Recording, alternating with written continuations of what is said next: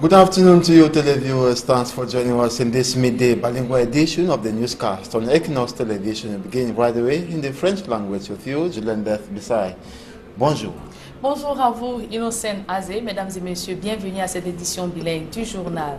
Présidentielle 2018, Jean-Jacques Kindi multiplie les actions pour influencer le jeu des alliances politiques. Le président du mouvement progressiste prône une coalition capable de débouter le régime en place le 7 octobre prochain. C'était au cours d'une conférence de presse tenue ici même à Douala. Mitterrand Dam et Julien Guignondé y ont pris part. Il faudra encore attendre pour savoir quel candidat le mouvement progressiste soutiendra à l'élection présidentielle du 7 octobre 2018. Pour l'heure, le président Jean-Jacques Kindi, chasseur de lions, prône pour une opposition forte et organisée. Il y a des candidats que je ne connais pas personnellement. Autrement dit, avec qui je n'ai jamais eu à échanger. Je ne peux donc pas leur donner un blanc-seing ou leur retirer toutes les chances. C'est pour ça que la question que vous posez, je ne peux lui trouver une réponse qu'après que chacun des 9 ait fait campagne, qu'il ait produit des documents qui disent comment il envisage de gouverner, avec qui il envisage de gouverner et dans quelle capacité il est véritablement de gouverner. J'ai besoin de les connaître, de connaître leur programme et de voir avec quelle conviction ils envisagent d'améliorer la situation des Camerounais. Jean-Jacques Kindi est favorable à la mise en place d'une coalition. Elle devrait, selon lui, susciter un mouvement populaire pour battre le régime en place lors du scrutin du 7 octobre prochain.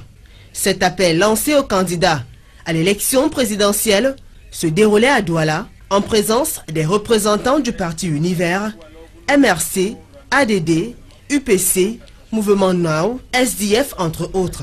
Est-ce qu'on peut avoir l'espoir qu'une coalition puisse renverser leur décision?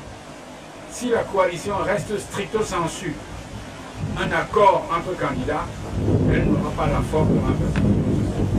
Si par contre, le fait qu'une coalition existe est de nature à susciter un véritable mouvement populaire, là elle a des chances. Malgré son désistement à la dernière minute, cet ancien candidat à l'élection présidentielle compte influencer le jeu des alliances politiques dans la perspective de l'élection présidentielle du 7 octobre 2018. Après avoir soutenu mordicus l'innocence des soldats camerounais qui n'étaient en rien impliqués dans l'exécution des personnes civiles, le gouvernement, sous la pression des faits et preuves accablantes, a dévoilé l'ouverture d'une procédure judiciaire contre ces militaires. Évocation du film de ce rétropédalage avec Guizogo. Il s'agit à l'évidence d'une autre manœuvre de désinformation grossière dont les faits projetés n'ont aucun rapport avec l'action menée par les forces de défense et de sécurité dans le cadre des missions qui leur sont confiées. C'est une valse dont le rythme, loin d'être entraînant, s'illustre surtout par une reculade monumentale. Cette valse est celle du gouvernement au sujet de la vidéo des soldats exécutant froidement des civils dans l'extrême nord du Cameroun. Dès la diffusion de ces images effroyables sur la toile, le gouvernement, via le ministre de la Communication Issa Chiroma Bakari, s'était fendu d'un démenti qualifiant d'accusations fanfaronnes ce qui mettait en cause l'armée camerounaise et surtout parlait d'une énième tentative de déstabilisation du Cameroun. La vidéo qui circule actuellement n'est rien d'autre qu'une malheureuse tentative de transfiguration de la réalité et d'intoxication du public dont il est aisé de démentir la sincérité au regard des éléments factuels contenus dans cet horrible trucage. En soutien au gouvernement, une armée de défenseurs de la cause du Cameroun ne se privait pas de vitupérer Amnesty International et toute sa coterie de conspirateurs, à les en croire, déterminés à haussir Yaoundé, voire Paul Biya à tous les prix. Et voici pourtant que le 10 août dernier, le gouvernement, qui avait néanmoins eu l'intelligence d'enquêter, en est venu à admettre courageusement que le crime relayé par les réseaux sociaux a bel et bien été commis par des soldats camerounais. Peut-être, s'il y a une leçon à tirer de cette affaire, c'est que le gouvernement gagnerait à opter dorénavant pour des enquêtes au lieu de crier systématiquement au complot chaque fois qu'un rapport ou un élément incrimine le Cameroun. Sans doute qu'il en sortirait crédible aux yeux des Camerounais. Au lendemain de l'arrestation de ces militaires camerounais soupçonnés d'être impliqués dans le massacre des civils à l'extrême nord du pays, le professeur Maurice Kamto exige des sanctions lourdes pour les mensonges d'État commis pour masquer ces crimes odieux. Joël Essengue et Gizogo. Face à la presse à Yaoundé, le leader du mouvement pour la renaissance du Cameroun, MRC, Maurice Kamto, est revenu sur l'affaire de la vidéo montrant des militaires exécutant froidement des civils et les aveux tardifs du gouvernement dans cette affaire. Pour Maurice Kamto, l'armée camerounaise mérite bien du respect pour son professionnalisme. L'armée camerounaise est une armée que je respecte personnellement en tant que citoyen camerounais. Parce que quelqu'un de ma génération sait que notre armée a la réputation d'être une armée professionnelle, bien formée. Elle est l'une des meilleures en Afrique. Pour ce faire, indique-t-il, il est indispensable qu'elle se démarque de tels agissements qui ternissent son image. On doit dissocier l'image de l'armée camerounaise du comportement de quelques éléments de cette armée qui ont pu poser, comme nous avons tous vu dans cette vidéo-là, des actes insoutenables, inacceptables. Personne, aucune armée du monde ne peut être protégée lorsque des éléments de ses rangs, non seulement tirent sur des personnes, en l'occurrence des femmes, aux mains nues qui ne portaient pas d'armes, mais pire, tirent sur des enfants, y compris des nourrissons. Selon lui, il en est de même pour l'État du Cameroun, qui est interpellé par cette affaire. Il ne faut pas que les lampistes payent pour tout le monde. On doit à un moment donné également aller même au-delà des responsabilités des chefs militaires. Il faut aller un peu plus loin. Il faut aller interpeller le ministre de la Défense. C'est la responsabilité du chef de l'État. Il a un ministre qui est délégué auprès de lui pour faire cela. Il doit l'interpeller. Qu'est-ce qui s'est passé? Toutefois, refusant de s'arrêter aux seuls soldats mis en cause, le patron du MRC pense que les responsabilités doivent être questionnées au plus haut niveau. Il est urgent que l'État du Cameroun dissocie son image de cet agent parce que c'est du Cameroun dont il est question. C'est nous tous qui sommes concernés et je ne peux pas accepter que l'image de mon pays soit effectivement salie, souillée par de tels comportements. Par ailleurs, le président du MRC n'a pas éludé d'autres questions d'actualité. Il est notamment revenu sur la tentative d'agression sur le secrétaire général de la présidence de la République à son domicile récemment et s'est interrogé sur ce qui se trame réellement au sommet de l'État du Cameroun devant une telle affaire. Enfin, parlant de la coalition de l'opposition pour la présidentielle à venir, Maurice Kamto affirme que l'opposition y travaille et rendra bientôt sa copie sur cette question. Dans la minute économie de ce journal, l'heure est déjà à la préparation du budget 2019 au Cameroun. Dans un contexte de crise financière, les recommandations du FMI sur l'amélioration de la gestion des finances publiques sont au cœur des travaux du comité interministériel d'examen des programmes. Joël Essengue et Marcelin Ganson. C'est dans un contexte particulier, marqué par l'entrée en scène de deux textes majeurs, que se tient la 6e session du comité interministériel d'examen des programmes. Il s'agit des lois du 11 juillet 2018 portant régime financier de l'État et code de transparence et de bonne gouvernance dans la gestion des finances publiques au Cameroun. Il s'agit d'un moment important dans la préparation du projet de loi de finances de 2019 où le gouvernement évalue déjà en son sein la qualité des programmes qui vont être inscrits dans le projet de loi de finances de l'exercice 2019. C'est donc une occasion de poser les bases, les principes qui doivent guider l'examen de ces programmes-là. Les membres du comité interministériel, que sont les secrétaires généraux des ministères et les présidents des commissions des finances et du budget du Sénat et de l'Assemblée nationale, ont donc du pain sur la planche, puisqu'il est question pour eux de veiller à ce qu'il y ait une cohérence et une adéquation entre les programmes adoptés et les objectifs de politique publique, ainsi que les grands instruments stratégiques de l'État. Il s'agit dans un premier temps de poser les bases pour l'évaluation de la deuxième phase de la vision. Vous savez, le DSE est fini en 2019, donc il est déjà important pour le gouvernement de commencer d'ores et déjà à préparer un autre document qui pourra s'appeler DSE ou autre chose. Donc, le deuxième message, c'est que nous sommes sous programme. C'est toujours important que la loi de finances 2019 soit préparée dans cet esprit-là pour que le contenu des budgets des administrations tienne compte des engagements du gouvernement par rapport à ce programme. 2019 est une année charnière, au cours de laquelle l'État doit relever plusieurs défis, liés notamment à l'organisation de la CAN de football et à la mise en route définitive de la décentralisation. Nous avons la décentralisation qui est une option forte du gouvernement, qu'il faut donc traduire dans les lois de finances, dans la mise à disposition des moyens par rapport à cette nouvelle orientation. Et il y a bien évidemment les questions de sécurité qu'il ne faut pas perdre de vue et la préparation de la CAN, c'est une échéance très importante pour notre pays. L'examen des programmes qui se déroulait jusqu'ici en 2 semaines a été ramené à 4 jours.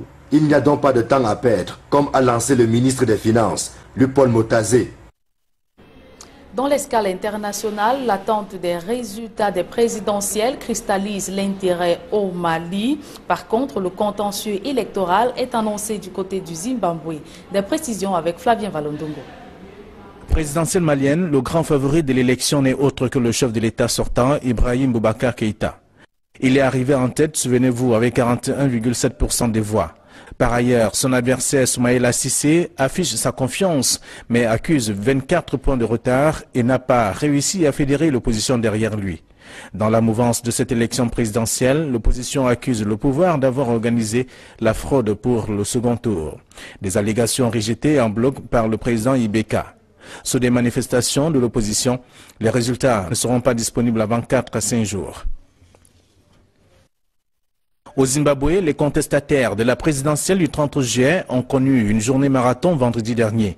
C'était le délai consacré au dépôt des recours. Dossier en main, les membres du MDC, le Mouvement pour le changement démocratique, sont arrivés au siège de la Cour constitutionnelle à Harare pour exprimer leur mécontentement au lendemain du scrutin du 30 juillet dernier.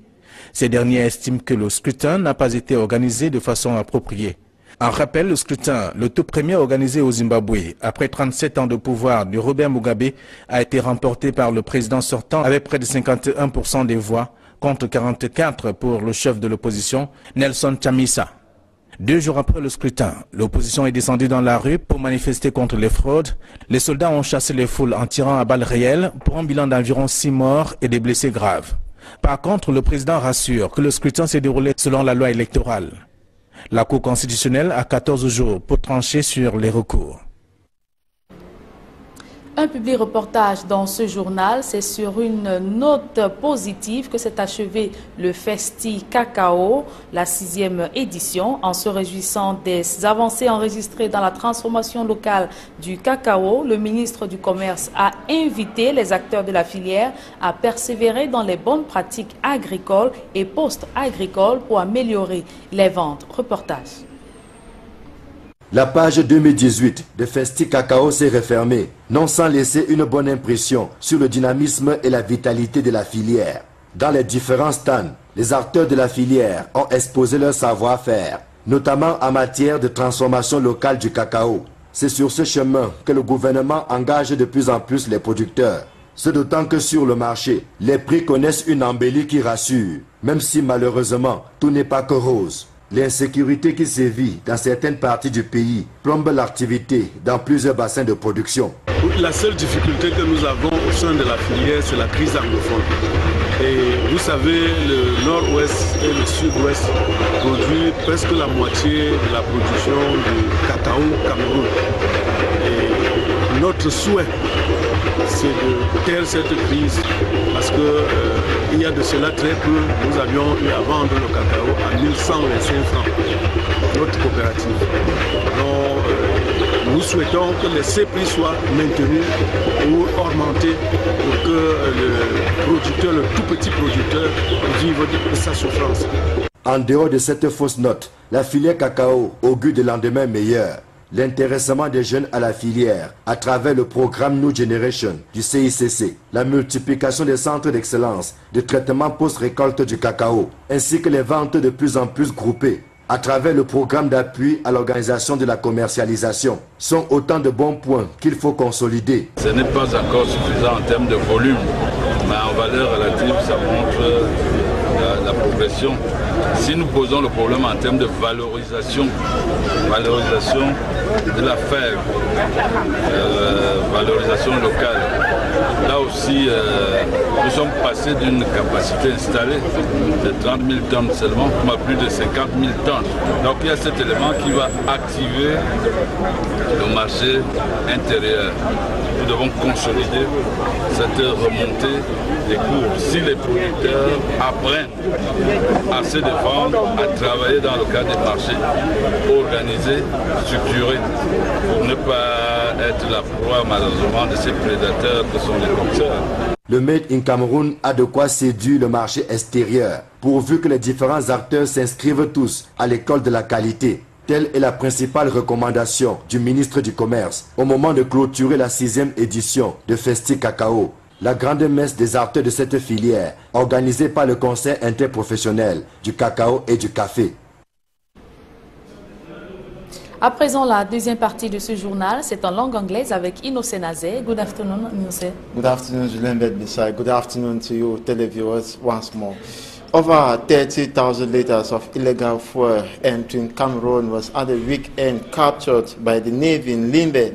The vessel transporting the illegal fuel left Nigeria and was heading towards Cameroon, but was tracked around the Bakassi Peninsula. Davidson Memo has more.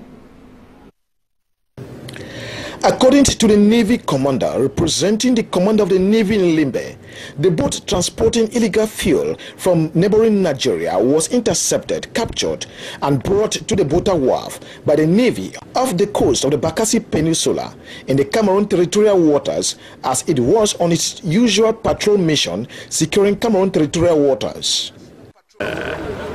Exactly during the night in the north part of our territorial sea, and as usual the ship, the boat was seized, and the Navy ship was who arrested the ship, brought it here. The illegal fuel, more than 300 drums of 200 liters each, giving an estimate of more than 30,000 liters, amounting to over 25 million CFA francs, has been handed to the competent arm of the government, the Regional Delegation for Water and Energy, for due processing. I'm called Jerome. I am representing the Regional Delegate of Water, Resources and Energy. The Commission is going to look at the products to verify the quality of the product. And if it proves that the quality is good, we are going to proceed to an auction sale of the product. And if the quality is doubtful, the next thing we have to do, we're thinking of how to partner with Sonara for the recycling of the products. The Navy in Limbe has been working tooth and nail in making sure the coast of Limbe is free, not just from illegal goods entering the country, but equally working with other forces to ensure the total security of Cameroon territorial waters off the coast in the Bakassi Peninsula. While activities went on normally in the 8 regions of Cameroon, the 2 English-speaking regions, the Northwest and the Southwest region, Monday witnessed the operation Ghost Town as it was observed. Businesses were paralyzed and streets deserted. Mimi Mefo has a roundup of the Ghost Town Day yesterday. Monday, August 13th, 2018, the town of Limbe is on a standstill. Bars, streets, roads which are busy on ordinary days are locked and deserted. Business sites have remained closed since traders retired home the day before. The roads are no-go areas for taxi drivers. Only a few private vehicles can be spotted, and even the number of motorbikes are countable.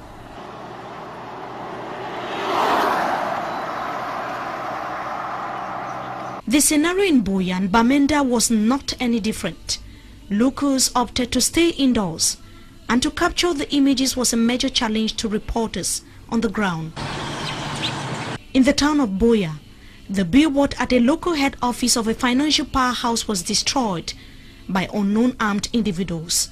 The incident in broad daylight took place meters away from the Moloko police station. It is still unknown who the masterminds are. Buea residents and businessmen have continued to stay indoors despite the war waged by Mayor Ekema Patrick Esunge against traders and drivers who failed to carry on with their activities normally on Mondays. Ghost Town is traditionally observed on Mondays in the northwest and the southwest regions of Cameroon. This has been a weekly tradition for close to 2 years now. And prelates conversed in Limbe recently to pray for peace in the two English-speaking regions of Cameroon and equally Cameroon at large. It should be noted that the prelates said occultic or political as well as military actions cannot be solutions to the Anglophone crisis. They say only God is the solution. We have details once more with Davidson Maimo. Even though the banners says it was an event to pray for peace in Cameroon, analytically the event had three phases. The first being that of the clergies to pray for peace in Cameroon, with Reverend Dr. Chief Molindo leading the clergies with a powerful sermon. There is no military solution to this problem in Cameroon. There is no audacious solution to the solution in Cameroon. There is no occultic solution to the problems in Cameroon. Only God can save Cameroon. Only Yahweh can save Cameroon. The clergies in their intercessory prayers prayed for peace to reign in Cameroon. Almighty God, we realize that this crisis is not a physical war. It is not a war that can be won by politics. It is not a war that can be won by guns. It is a war against principalities, against powers, against the rulers of the darkness of this world, against spiritual wickedness in high places. Father, we pray, may you instill love in the heart of everyone. The government, the civilians, the kidnappers, the military, every stakeholder in this nation, Father, instill love and peace in their hearts. We are confident that whatever we ask in the name of the Lord will be granted to us. We come this day, dear God, to ask for peace upon our land. The high point of the event saw the guest of honor, Minister of Secondary Education, Professor Nalova Leunga, disclosing the second phase of the event, which to her is very paramount. Please send your children to school and take note that Cameroon is not going to stand still because you don't send your children to school. The GCE will still take place, the baccalaureate will still take place, the water flows. The water does not stand still. So you must send your children to school as we open this year. Very important. As to who or those behind the event, the minister unveiled it to be the brainwork of some indigenous youth in Fako, contrary to what was thought to be the clergies in Limbe. This was the third phase. It is the children of the tribe, from Mongo to Boya to Limbe. Who did this? We did not call everyone. Oh, we've done a great job and things are going. The presence of the Minister of Women Empowerment and the Family and other top government officials speak for itself the importance of the event to the government. The event, graced with praise and worship songs, witnessed a cream of clergies from almost all the denominations present in Limbe, not leaving out the imams of the Muslims' faith. It was equally heavily protected by the forces of law and order. The president of the Cameroon Renaissance Movement Party, Professor Maurice Kamto, during a press conference yesterday, frowned at some individuals who accused his party for propagating fake videos showing the Cameroonian military carrying out extrajudicial killings in the far north region. He says some people are accusing his party for fabricating the viral video, which left many in shock to rob the image of the Cameroon government and the military in the months to the international world. Professor Maurice Kamto said that thanks to the social media spread of the video and pressure from international non-government organizations fighting for human rights, investigations were carried out and the truth was finally revealed. President of the CRM party says before the image of the Cameroon military was tarnished, the failure began from the technical experts, the government, and the minister delegates at the presidency in charge of defense. And now Jean-Jacques Ekindi, president of the Progressive Movement Party, has said candidates running for the October 7, 2018 presidential election in Cameroon must provide concrete proposals to solve the Anglophone crisis and other problems plaguing Cameroon. He said a coalition is important but must be built on a common platform. He made the statement during a press conference granted in the nation's economic capital, Douala. Armstrong Sanda was there and now reports. Jean-Jacques Ekindi, president of the Progressive Movement Party, convened the press in a meeting attended by representatives of 6 opposition political parties running for the October 7 presidential election. Many speculated the president will announce the creation of the much-awaited opposition coalition or declare his support for one of the candidates running for the October polls. But throughout the meeting, no such announcement was made. We have a lot of experience on how political battles went on in our country. And we have at least to let people know how these experiences can work. It's up to them to decide. By so doing, I want everybody to understand that if the time has not come for you to win, think on how you can improve your position in order to win sooner or later. Jean-Jacques Ekindi rather concentrated on conditions he believed a good candidate must fulfill in order to gain the confidence and vote of Cameroonians. Let them expose what they want us to do and what they are ready to do for Cameroon. I said that each candidate has to state what he's proposing concerning the Anglophone crisis. The Anglophone crisis has to come to an end. What can be done very rapidly is to stop violence. The power made an error when they said we don't even want the people to talk about federalism. No. Jean-Jacques Ekindi had earlier declared in a press conference in Yaoundé, few days after electorates were convened for the October 7 presidential elections, that he was going to contest. He later failed to submit his candidacy file at Elections Cameroon. Today, he says internal conditions which he failed to explain further were not fulfilled for him to run as president come October 7. At the end of the meeting, Jean-Jacques Ekindi of the Progressive Movement and representatives of 6 opposition political parties failed to tell journalists what is blocking an opposition coalition. However, expectations of a unique candidate from the opposition remains high, judging from the multiplication of exchange platforms between these parties. And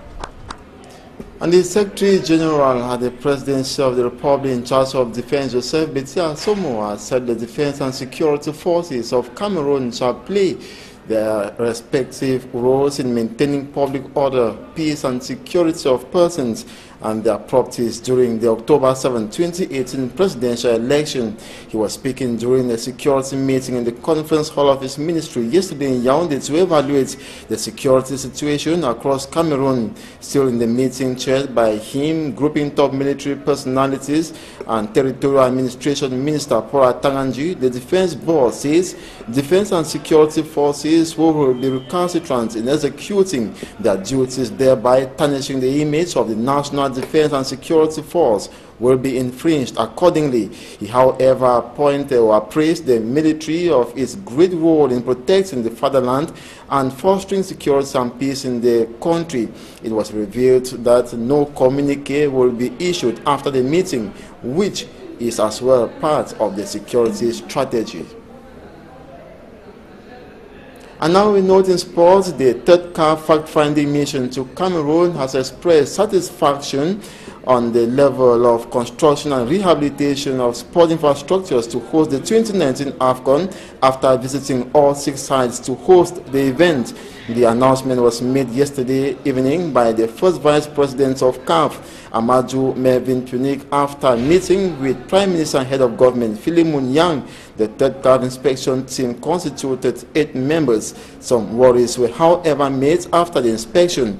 These are on the access roads into the Staja, quality of the turf, the possibility of disorder during the presidential election, and the Anglophone crisis. Sports Minister Bidung Parts assured the worries have been noted and will be improved upon. He also guaranteed the deadline will be met as far as the construction and rehabilitation of Staja are concerned. The CAF visit, according to Amaju Mervin, is to enable Cameroon double its efforts to remain host nation of the African tournament.